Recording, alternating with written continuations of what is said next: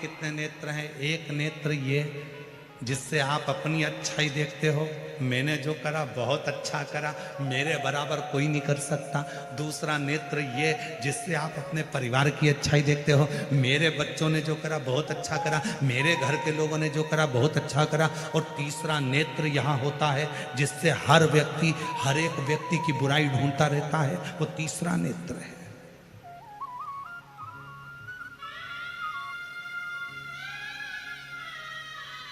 तीसरा नेत्र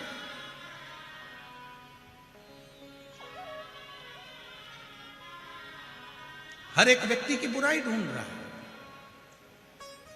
शिव जी का तीसरा नेत्र खुलता है तो कामदेव जलकर भस्म होता है। शिव जी का तीसरा नेत्र खुलता है तो चारों तरफ हाहाकार होता है। और आपका तीसरा नेत्र खुलता है तो घर में हाहाकार मच जाता है। क्यों? क्योंकि हम बुराइयां देखते हैं और बुराइयां बोलते हैं।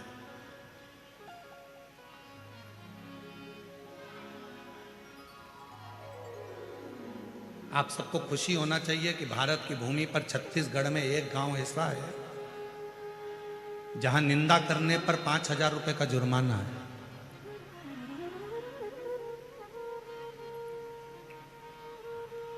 कल हम उस गांव का नाम या तो आप अपने गूगल पे सर्च करके निकाल लेना, नहीं तो हम उस गांव का नाम निकाल के लाएंगे। भारत की भूमि पर छत्तीसगढ़ प्रदेश में एक गांव ऐसा है जहां पर एक निंदा किसी ने करी थी। वो निंदा इतनी फैलती गई, इतनी फैलती गई, चुगली फैलती गई, निंदा फैलती गई। गांव में लड़ाई हो गई, आपस में दो परिवारों में लड़ाई हो गई, परिवार में फूट डल गई। जो परिवार एक साथ रहता था, एक जगह रोटी खाता था, एक जगह बैठते थे, एक दूसरे के कपड़े भाई पहन लेते थे, उस परिवार में जरा सी बात का बतंगड़ बन गया, निंदा चुगली का बतंगड़ बन गया। और चुगली और निंदा ने पूरे गांव को, परिवार को तोड़ दिया। तो गांव के लोगों ने निर्णय देकर, सरपंच ने पंचायत में निर्णय दे दिया कि हमारे गांव में अगर कोई चुगली निंदा करता हुआ पाया गया तो उसको 5,000 रुपए का दंड देना पड़ेगा। वहां गांव की रीति बन गई।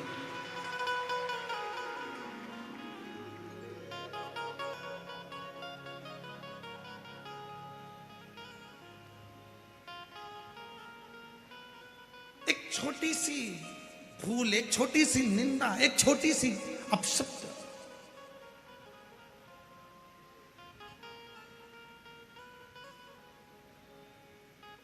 एक दूसरे को तोड़ा जा रहा,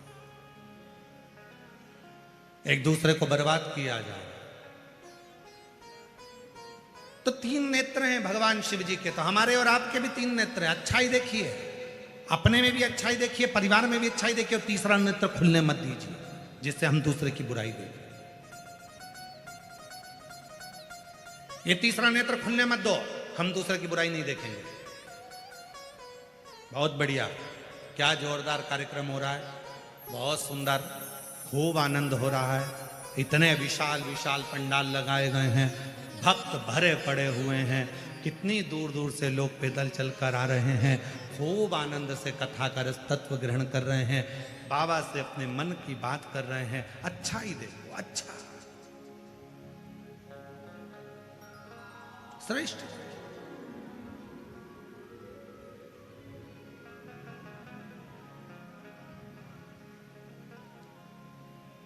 फिर किसी ने देखा, अरे बाबा बहुत दूर पार्किंग है, पैदल चलना है। अब तुम्हें कौन बताए? महाभारत की कथा यदि तुमने पढ़ी हो, वेद व्यास जी ने वर्णन किया है महाभारत की कथा में। महाभारत की कथा में वर्णन आता है, अश्वमेध यज्ञ के बाद जब एक दिव्य यज्ञ का अनुष्ठान पांडवों ने करा और उस यज्ञ में 1 घंटा लगाया गया, यज्ञ की पूर्णाहुति में वो घंटा बजना था, वो घंटा नहीं बजा। जब यज्ञ में घंटा नहीं बजा तो पूछा गया कि ये घंटा क्यों नहीं बजा? ये घंटा तो अपने आप बजता है, यज्ञ की पूर्णाहुति होती है और घंटा बजता है, ये बजा क्यों नहीं? मालूम पड़ा कि अपने नगर में कोई भूखा रह गया, उसने भोजन नहीं करा। पता करो कौन भूखा है। अर्जुन, नकुल, सहदेव, भीम, युधिष्ठिर ने मालूम करा तो एक संत कुटिया में बैठे थे। बाबा आपने भोजन किया? नहीं। भंडारे में क्यों भोजन नहीं किया? नहीं नहीं नहीं, मैंने भोजन नहीं। क्यों नहीं करते? इसलिए नहीं करता कि मुझे 108 अश्वमेध यज्ञ का फल जब पांडव देंगे तो मैं उनके घर में भोजन करूंगा। पर पांडवों ने तो एक ही यज्ञ करा है, तो 108 अश्वमेध यज्ञ का फल कैसे देंगे? उनके पास 108 अश्वमेध यज्ञ का फल नहीं है, तो मैं भी भोजन नहीं करता। नहीं बाबा, आपको भोजन करना पड़ेगा, भोजन करोगे तो ही तो घंटा बजेगा। चलो बाबा नहीं कर। द्रौपदी के कानों में शब्द पहुंच गया कि एक बुजुर्ग बाबा बैठा है, एक सन्यासी बैठा है, और वो बोल रहा है 108 अश्वमेध यज्ञ का फल दोगे तो मैं तुम्हारे यहां भंडारे में भोजन करूंगा। द्रौपदी कहती है चलो मैं लाती हूं बाबा को पकड़ कर। चलिए द्रौपदी चली, दासियां चप्पल लेकर आई, पादुका द्रौपदी ने नहीं पहना। रथ लाया गया, द्रौपदी रथ पर नहीं बैठी, पैदल चली नंगे पांव। बाबा ने कहा क्या बात है, आप चलकर भोजन करिए। द्रौपदी ने कहा चलो बाबा भोजन करो, यज्ञ का घंटा बजेगा आपके भोजन करने के बाद।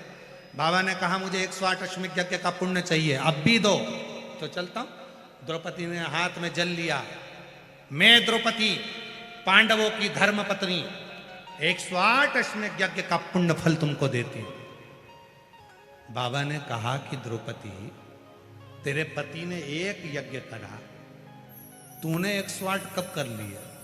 द्रौपदी कहती है बाबा हमारे वेद और शास्त्र कहते हैं जितने कदम चलकर हम शिव पुराण तक पहुंचते हैं, जितने कदम चलकर हम संत के दरवाजे तक पहुंचते हैं, जितने कदम चलकर हम शिवालय तक पहुंचते हैं, उतने अश्वमेध यज्ञ अपनी जिंदगी के कर लेते हैं।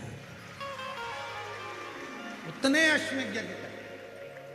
आपके दरवाजे तक आने में मैं 5000 कदम चलकर आई हूं, मैंने 5000 अश्वमेध यज्ञ करे हैं, इसलिए मैं तुम्हें 108 अश्वमेध यज्ञ का पुण्य फल देती हूं। संत ने लिया, उठे चले, भोजन किया, घंटा बजा। अब कोई अच्छाई देखना हो तो लोग अच्छा देखें, अरे इतनी दूर पार्किंग कर दी, कोई बात नहीं, बाबा तुम्हारे चलने से यज्ञ करवाना। एक भरोसा, एक दृढ़ता, यदि तुम्हारे भीतर है तो वो शिव को मिलने में देरी नहीं, शंकर को मिलने में देरी नहीं हो सकती।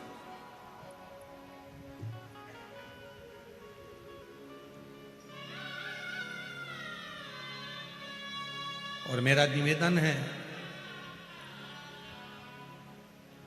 गणेश राखेवार जी, आपको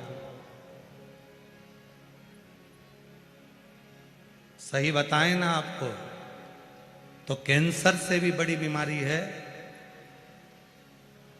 दारू का नशा, मदिरा का नशा, और आपने जो नशा छोड़ा है उससे सुंदर कुछ नहीं संसार में। आपको उसके लिए हम धन्यवाद दें।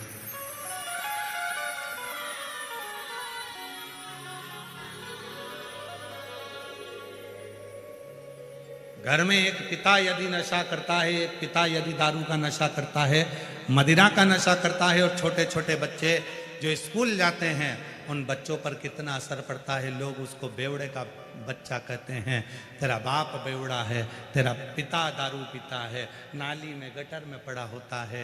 एक बेटा बेटी को कितना सुनना होता है, जरा विचार करिए। थोड़ा सा सब्र, थोड़ा सा एक विश्वास दृढ़ी करिए, और जब भरोसा दृढ़ी होगा तो शिव को मिलने में देरी नहीं लगेगी, शिव मिलेंगे।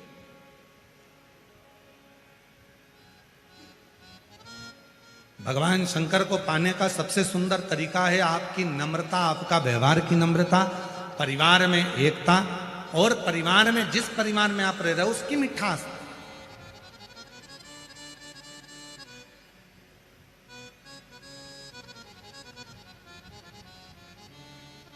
जाओ शिवालय में एक लोटा जल चढ़ाओ, पर साथ में उस पर भरोसा पूर्ण।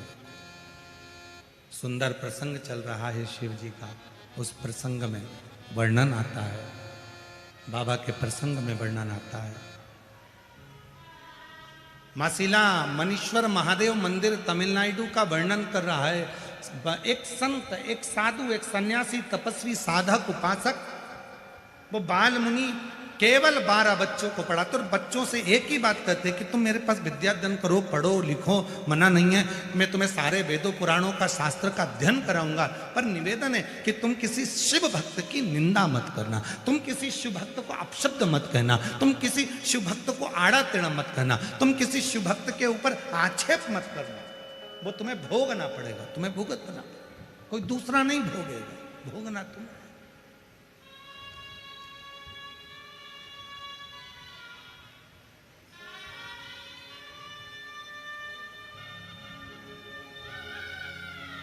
करो स्मरण। 12 बच्चों ने हाँ भर दिया, ठीक है।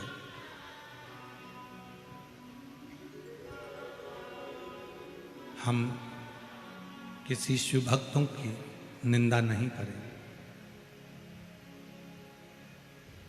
हम भगवान शंकर की आराधना साधना करने वाले की निंदा नहीं करेंगे,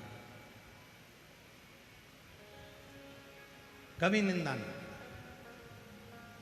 और आज एक बात और कहना चाहते हैं शिरूर की इस पवित्र धरा पर, शिव जी को जल चढ़ाने के लिए मंदिर में जाएं, मंदिर में कितना कीचड़ पड़ा है, कितना फूल पड़ा है, कितना पानी पड़ा है, बन सके तो वहां सफाई करें, सेवा करें, और वो भी नहीं कर सकते तो किसी मंदिर में कितना फूल कितना पानी पड़ा है उसकी निंदा भी ना करें, उसकी निंदा भी ना करें।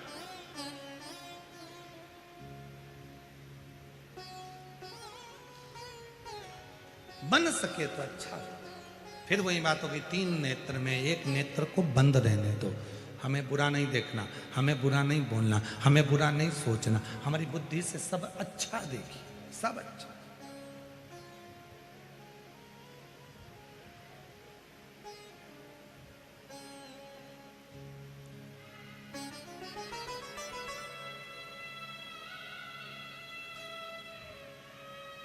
श्री प्रकाश भाई जी, रसिकलाल जी, धाड़ीवाल परिवार,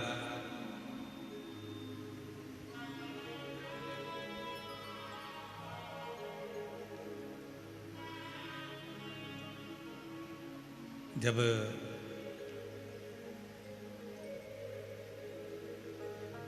श्री प्रकाश जी से बात हुई और फिर गाड़ी में श्री आदित्य जी से बात हुई, तो हमारा सबसे पहला प्रसंग एक रहता है कि इतने शिव भक्त आएंगे, उनके लिए पाने के लिए भोजन पानी की व्यवस्था क्या है।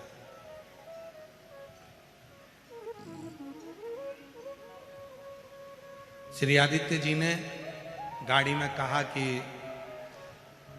गुरुदेव, प्रकाश जी ने भी बड़ी सुंदर बात हमें, हम जब आ रहे थे तो उनकी जो फैक्ट्री है वहाँ रुके, और फैक्ट्री पर रुककर जब हम यहाँ आए तो उन्होंने बताया कि गुरुदेव, जहाँ पर भोजनशाला चल रही है, भोजन की जहाँ व्यवस्था करी गई, पूरी भोजनशाला किसी को कंकर मिट्टी में बैठकर भोजन ना करना पड़े, उसके लिए पूरी भोजनशाला को कंक्रीट कर कर उस पर भोजनशाला बनाकर उस पर भोजन।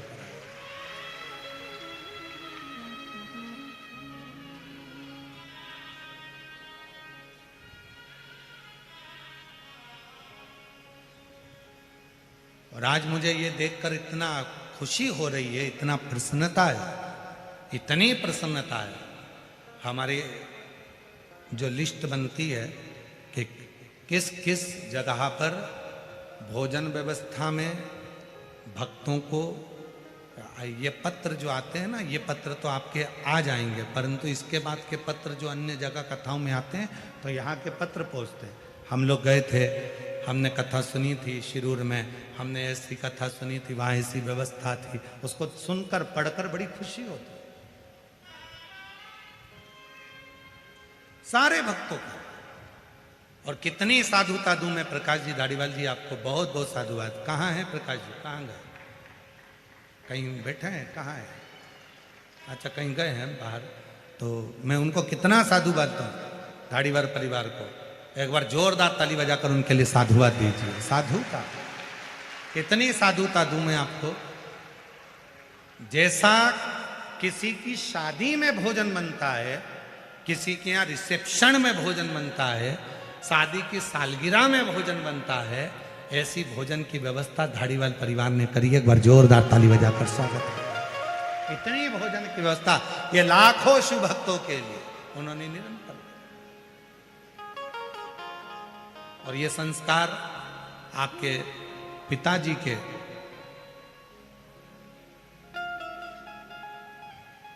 श्रीमान रसिकलाल जी, मानिकचंद जी धारीवाल जी के ये संस्कार है।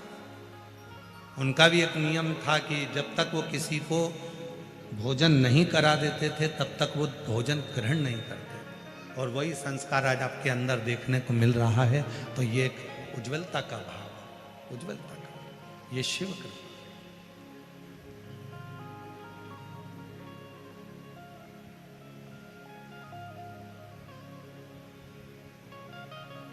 और सब शिव के आशीर्वाद, शिव के भरोसे।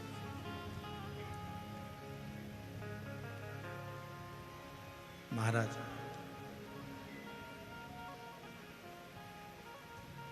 शिव पर आश्रित होकर जब हम कर्म करें तो वो कर्म सफलता की ओर बढ़ता। शिव महापुराण की कथा कहती है, संत ने, ऋषिवर ने 12 शिष्यों को समझा दिया, वो 12 शिष्य समझ भी गए, पर बच्चे बच्चे। एक बार की बात है,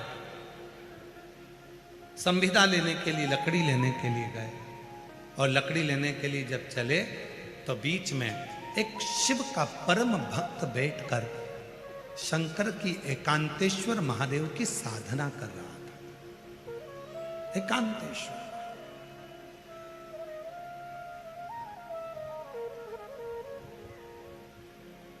और जब बहुत अच्छी जगह मिल जाती है,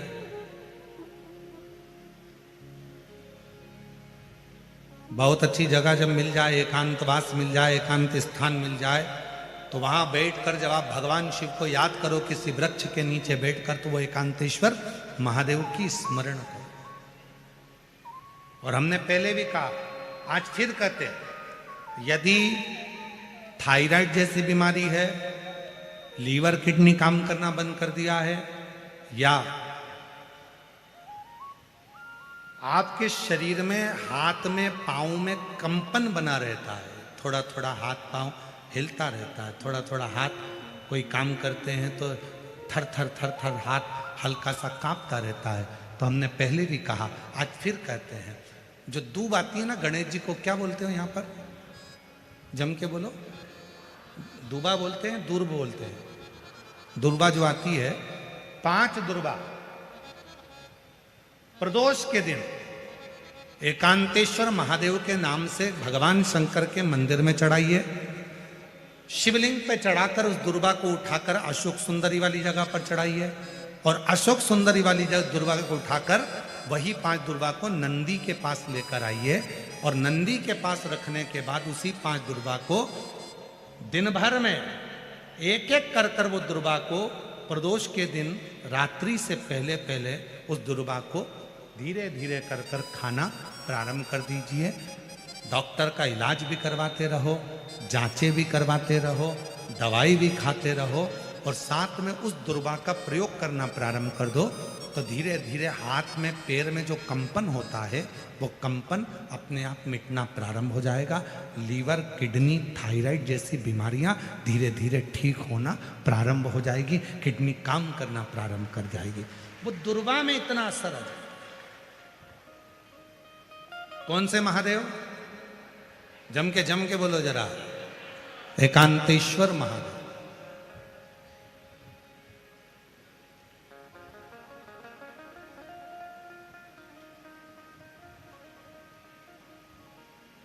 शिव जी के कुछ नाम ऐसे हैं जिनका मात्र, जैसे कुंदकेश्वर,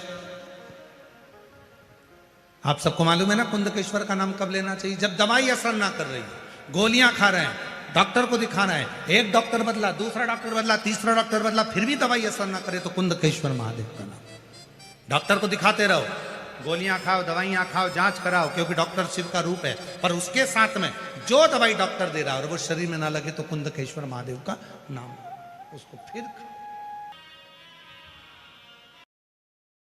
तो घी को कटोरी में लेकर जो शंकर भगवान के शिवलिंग पर जाकर ओम का स्मरण कर देता है, उसके हृदय को शांति की अनुभूति होती, कितना भी डिप्रेशन चल रहा हो वो समाप्त हो। जिसके घर में प्रतिदिन 11 बार, 1 बार, 5 बार, 10 बार, 21 बार, 108 बार श्री शिवाय नमस्तुभ्यम का जाप होता है, बोला जाता है, आप तो नंदी को जब कोई बात कही जाती है, नंदी से जब कुछ कहा जाता है कि हमारी बात शिवजी तक पहुंचाना, तो उसमें सबसे पहला अगर नाद करा जाता है नंदी के कानों में तो ओम का नाद करा जाता है।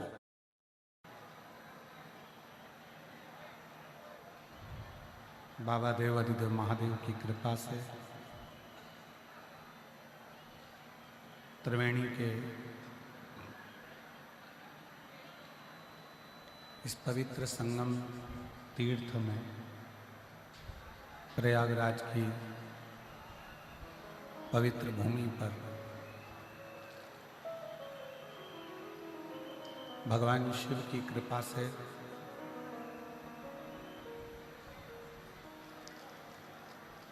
ये पवित्र पावन शिव महापुराण की कथा श्रवण करने का सौभाग्य प्राप्त हुआ है। प्रयाग